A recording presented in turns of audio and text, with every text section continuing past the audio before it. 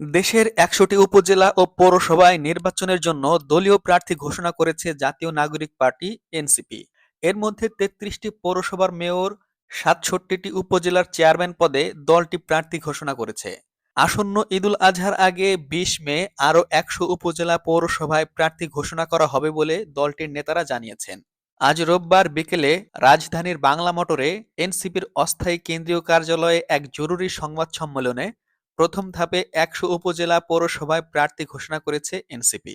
দলটির স্থানীয় সরকার নির্বাচন পরিচালনা কমিটি এই সংবাদ সম্মেলনের আয়োজন করে।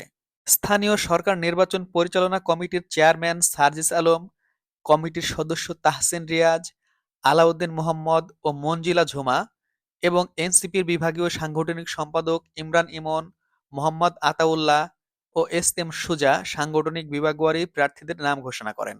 আমরা উপজেলা চেয়ারম্যান এবং পৌরসভা মেয়র পদপ্রার্থী এনসিপি সমর্থিত আমরা প্রাথমিকভাবে ঘোষণা করতে যাচ্ছি।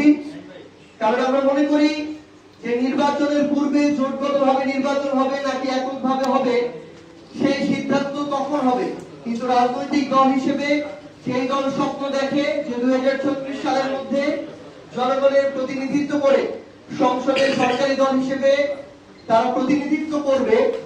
সেই দল জোটের আশায় জোট হবে কিনা এই দ্বিধা নিয়ে বসে থাকতে পারে না।